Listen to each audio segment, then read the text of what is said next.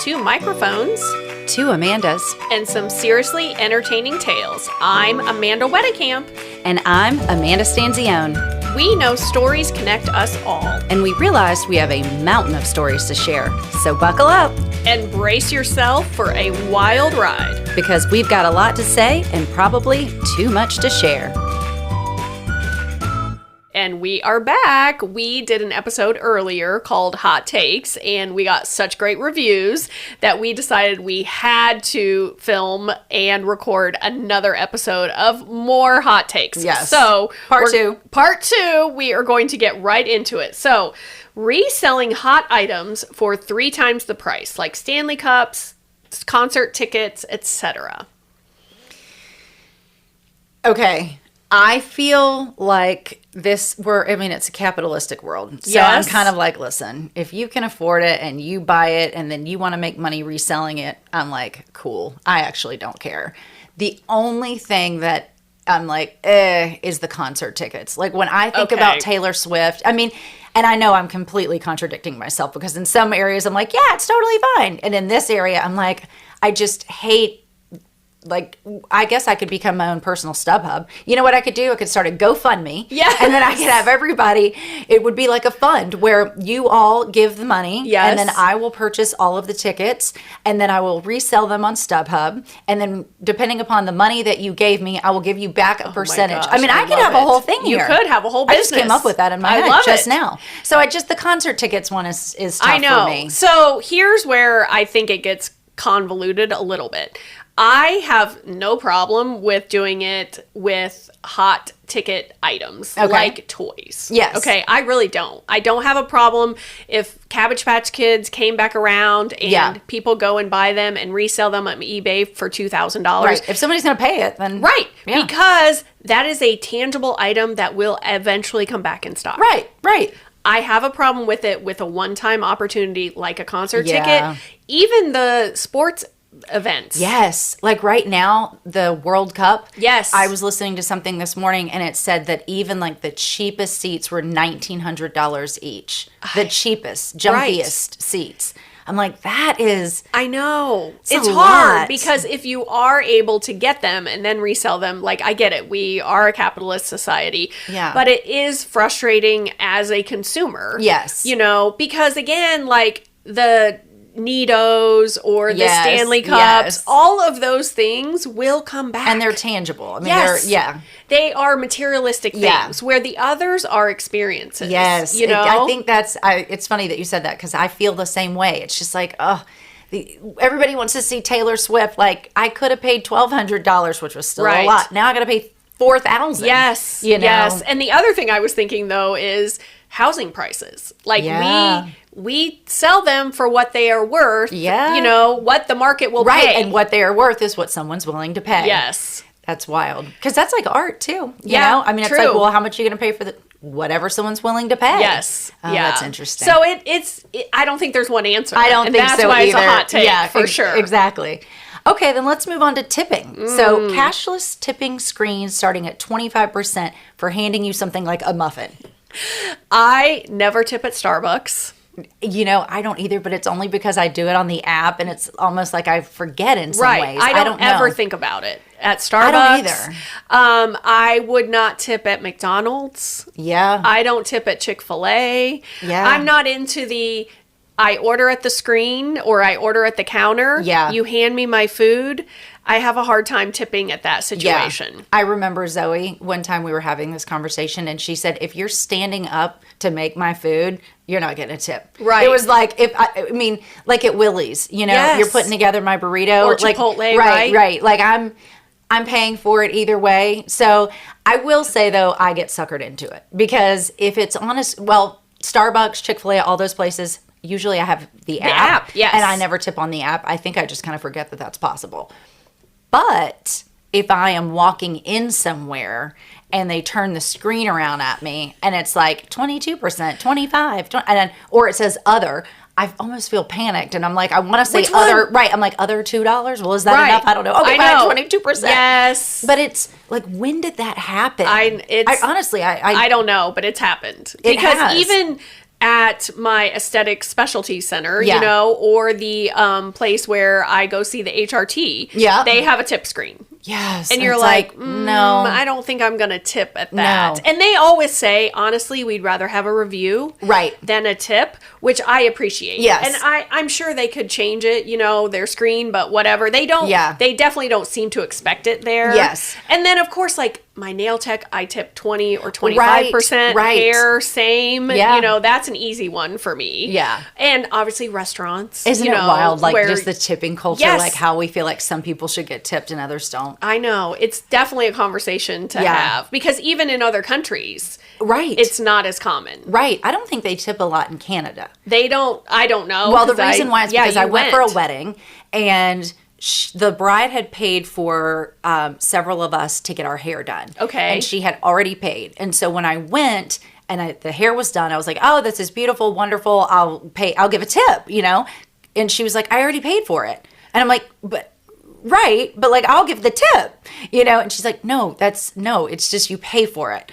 And I thought, okay, yeah, yes. which I like that. Right. But we're in this tipping culture that's confusing. It is. Like if you There aren't rules. There aren't rules. And if you're cutting my grass, I'm like, well, it's really hot outside. Yeah. You're cutting my grass, but you charge me a fee. I Right. pay that fee. Yes. And so I don't know. It's I wild. know. And it's like if I go to Chipotle and you charge me for my food, you've charged me for my food. Right. I don't suddenly need to give you now $2.37 because it's 22% on the whatever. Yes, You know, it's yes. just, I don't know. It's wild. And when I was in Italy, I got my nails done.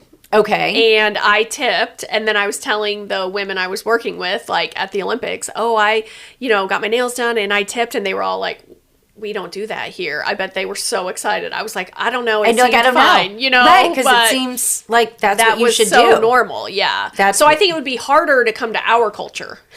You know what? Actually, you're right. Because then it'd be like, what do you mean? I just paid for this. You want me to Yes. give you additional money? Yes. But that wasn't the cost. Right. Yeah, that's an interesting perspective because I would have a hard time. Yeah. Coming from something like that. Okay. Let's do local mom groups and how much people share. Yes. Okay. What are your thoughts? We have multiple mom groups that I am a part of, and I will say it's high entertainment. Oh, it is solid entertainment. And you realize how many unstable people there are in the world. Yes, It totally. is wild. And my favorite is when it's anonymous, and I'm always trying to figure out if I know the person. Right. You're like, how anonymous is this? Yes. Yeah. And there are some that are so entertaining that I will save them, and Jim and I will I'll read them to Jim over the weekend. I'm like, wait till you read this. I mean, and you think, why are they even putting it out there? I know. I mean- think, well, they want opinions. Yes. I read something that said, if you want to be confused even more, ask everyone's opinion.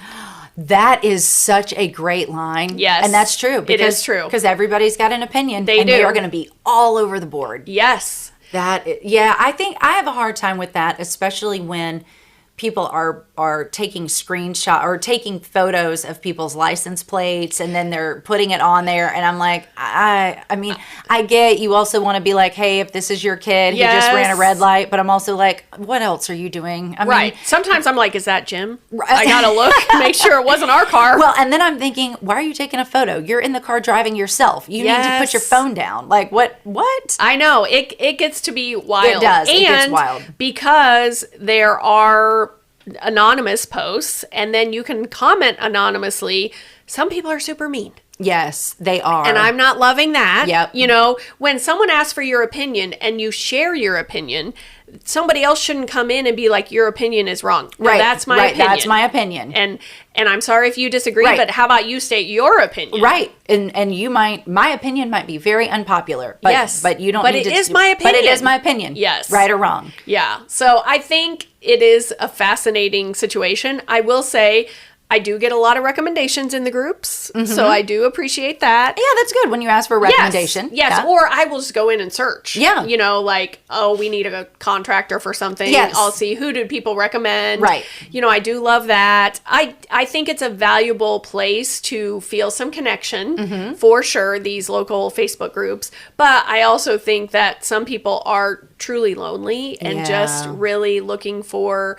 connection and friendship, and it might not be the place to find it. Although that's how we met. That is how we met. So, actually, you know what? That's funny. We just brought it full circle. We did, actually, when I think about that, because I was like, hey, I mean, because I'm working all the time and I need some friends to play Mahjong with. And then, wow, and now we're going on wild animal safaris and yacht rock. Yes. And I mean, we're doing all kinds of things. How many things have changed? So, Yeah. I mean, I guess you can build community. yes. But also, just don't be mean. Right. Don't be mean. And if you're going to overshare, just know we are talking about it. So true.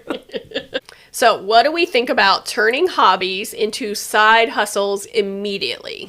Okay, you go first. I think so. I can go both ways on this because you and I had even talked about how you should have monetized on Mahjong early on, Right. and we missed that opportunity. Yeah. But also, as somebody who has done multiple different jobs and made money in several different ways, all legal.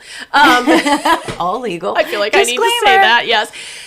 Sometimes it's nice to just have the hobby and not have to feel like I'm making money on it. True. You know what I mean? True. So there's the aspect of the person, but then do we also get frustrated with everybody selling this, that, and the other thing? Yeah. When it's just like, this is just a hobby, just enjoy it. See, I think I feel a little differently. I'm like, turn it into a hustle, get Okay. it, make that money, honey. Because I think also it depends on like what stage of life are you in? How badly do you need the money? Yes. If you really need the money and you're great at something, I'm like, do it. Now, I say that, but I didn't do it myself. And so it's kind of funny because I'm like, yes, you've got a hobby that you're really great at and you can make money. You should totally do it. However, when I look back on the Mahjong, and I've talked to Chris about this several times, I do not regret not charging. Like, Yes. I'm so glad I didn't because I've made such genuine connections and friendships out of this. Yes. That I hate to think that I would have been like, okay, everybody pay me. Right. But I mean, and again, not to hate on the women who now Right. have made money from Mahjong. Yes. Like, they've started groups. Women have started companies where they've bought these really cool sets and then they host the parties and that's all wonderful. But I feel like I started this, 2.5 years ago, something like that. And I didn't monetize it. But I am okay if other people do it. Right. I'm right. okay with that. Yes. Now, on the same vein of conversation, what do you think about like influencers sharing literally everything?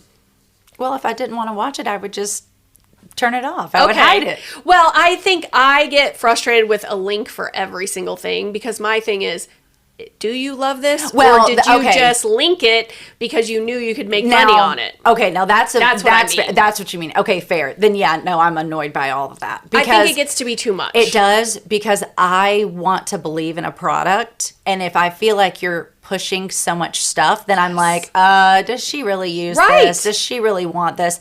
I've gotten suckered into it a couple of times, and it has not done what I wanted it to do. Right.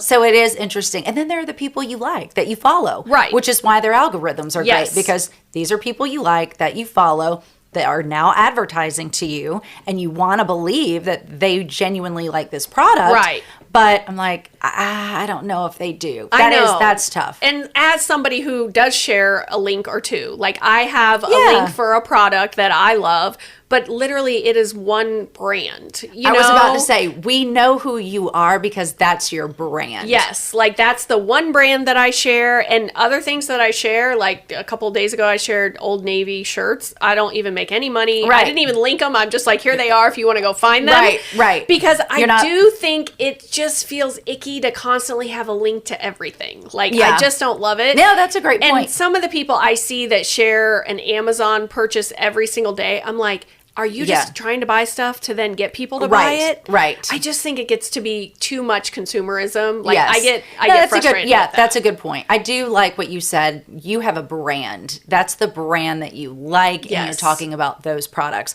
Versus, hey, I'm an influencer and I'm going to share 5 different products with links to every different thing. I think that's tough. It gets to be a lot. Yeah, it gets to be a lot.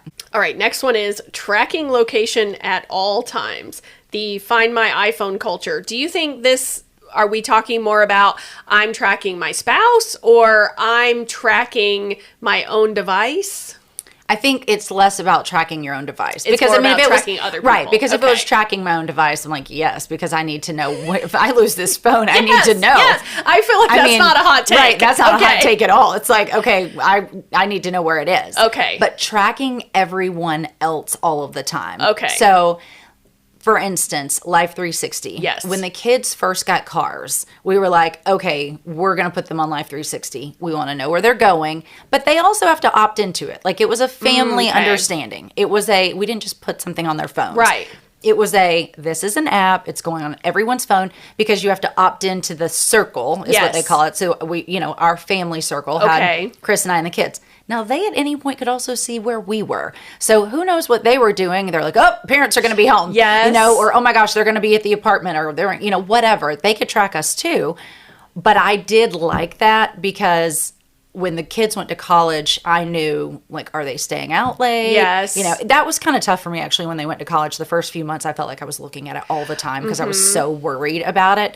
But then it was like, okay, you know what? I need to just let them be. But I still have it on the phone because Zoe actually wants me to have it. She said, Mom, who knows? It's a wild world. Oh, I she love said, it. Yeah, she was like, track me. I don't care. Because I also know she's not doing anything shady. Right. But she's like, I want you to know if something happens and you can't get in touch with me, I want you to know where I am. Oh, my she's gosh. 23 and I still know where she is if I look at it. So cute. Yeah, it's cute. See, we don't have it. And when Gus went to college, it wasn't even a thing yet. Right. So we did have probably Find My iPhone. And I remember one of the first nights he was away, I did look at it and I thought, I can't do this. I'm going to make myself crazy. Right, exactly. More because I was worried because he wasn't leaving the dorm. And I was like, oh, buddy, you got to get out and meet people. Like, I was anxious in the reverse almost. Yes, yeah. And so I turned it off and I stopped, and like, we haven't done it since, and it's probably for the best for me because I would over analyze it and I would be way too sucked in and I'd question everything. Right. That's the other thing too. I think that's one of the reasons why Zoe's like, yeah, keep it on there because you're not crazy I'm never about like, it. hey, well, where were you at 10:05 last Right. night? It looked like you had left blah, blah, blah and walked down the street. Well, where were y'all? Oh my gosh, I can't imagine if I was doing that. And see, I think I would, and I can't handle it. No, definitely it's too stressful. Not. No. So I'm like, it's better for me not to. I'm also glad that none of this existed when we were younger. I see those reels and memes all the time that it's like, oh, what was I doing? Okay, well, I'm glad you didn't have a Ring camera and these life apps and Find My phones. Exactly. Because I would have been in so much trouble. I know. My mom caught us sneaking out one time. That was like one bad thing of a list of 100. Yes. I can't imagine I would have had to have left my phone at home. It know. would have just, all of these things. The cameras outside. Right. You'd see me sneaking out through the There cul-de-sac. are so many things that we did that there's honestly, no way. The culture now is these poor kids. We know everything about where they are at all times. Yes. And I was telling our friends in France, they call it the helicopter parenting. Yes. And they were fascinated because that's definitely not part of their culture. Now, talking about tracking things, what do we think about all of these wearable trackers for our health? Love that you just said that. I think it is too much for me personally. Okay. It's too much for me personally because if I didn't sleep well the night before, I don't need a tracker to tell me you did not sleep well. Well, no kidding. You don't say. Yes. I think I know I didn't sleep well. And my steps, it's like, okay, well, I'm going to get my steps in. I do from a competition standpoint with myself, like to know my steps. But I don't wear a wearable tracker. My phone has it, but if I'm not carrying my phone, then it didn't measure my steps. So I'm like, whatever, it doesn't matter. It's a little much for me. I almost feel like I will work out, I will get my labs done, but I don't need to wear the trackers that tell me if my heartbeat was different this day than that day. For me personally, I know people love their apps and their trackers, but for me personally, I don't want it. I also do not want it. Oh, okay. No, okay. I have a smartphone smartphone. Of course I have a smartphone. I have a Samsung watch. Okay. The only time I wear it is if we're traveling. Okay. Or if I'm going to be like out all day. Yeah. I keep hitting my microphone. The only time I wear it is if we're traveling or if I'm going to be out all day and I won't like be grabbing my phone because if I have to miss a call, I don't want to miss a call. Yeah, that makes sense. But I don't love to wear them either. Yeah. I don't wear an Oura ring for my sleep or anything because this is me. I'd be like, God, I feel amazing. And then it would say like, you slept terrible. I'm like, oh, can't work out today. Right. That would be me. Because I don't need anything to tell me that you're doing great or you're not doing great. Right. I know. Okay. Yes. I mean, I can feel it. It's my body. I know. Right. You know, but I'm so- afraid it would be like, you actually had terrible sleep. And I'd be like, oh, well, good. Yeah. That is my excuse not to work out Right, again. right. I don't need it to tell me that I'm great or that I'm Yes. awful. Like I will know myself. Right. I think it can be too much data for me. Personally, For me it's personally. too much data. Agreed. All right, let's move into a couple when it comes to parents and kids. Okay. So, parents texting teachers instead of letting kids advocate for themselves. Yeah. So I think this is a challenge for a lot of us. Because coming back to the helicopter parent, Exactly. your friends in France. Yes. And first of all, when my kids were in school, I didn't have one teacher's phone number. Yes, so right. there was no me texting We were calling the teachers. office if we needed something. Right. Or Yeah. I could email them. Right. But there was never a situation where I had their personal phone numbers. So this is a little different for me, but I will say the minute my kids went to college, it was all hands off. Oh, for sure. But I still Yeah. think there are parents who are trying to like help. I can't even and imagine that. calling the professors or emailing them. Can you imagine? No, I literally cannot I have imagine. no interest in Even that. when Zoe was in high school, I can't imagine emailing one of her teachers to say, now listen, if she was sick and I'm like, hey, listen, I know she had a project, she's got a fever, she's gone back to, I mean, that's completely different. Right. But, well, Zoe was up late last night and she'll be in class today, but if she looks a little groggy, it's because we did that. And can she have another day? Like, what? No. No way. No, we no did none way. of that. No way. Nope. And even today, I'm like, who is doing that? Right. I do know some teachers, though, that have apps that you can contact them during the day. And I think it's different for like elementary school or even preschool, Yeah, right? yes. But I don't have a kid in that situation. So I don't even know.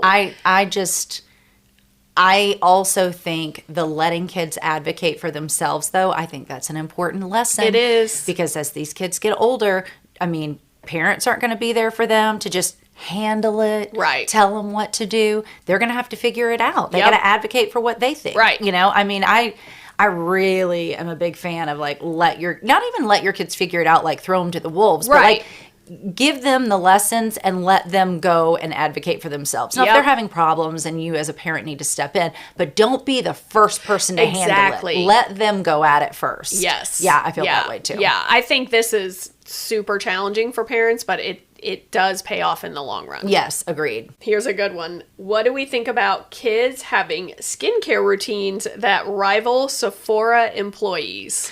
Okay, so because I am like all about the full glam and the girly stuff, and I love Sephora, I'm a big fan of skincare. I think that younger girls do not need all of this. Mm-hmm. Now, I'm all for girls that like makeup and they think it's fun. I'm happy with, well, let me show you how to use, an eye makeup remover. This is really great. Here's a gentle cleanser. And then here's a moisturizer. Like that's really, and then some sunscreen. Yep. But really that's all they need. They don't need anything other than cleanser, moisturizer, and sunscreen. Right.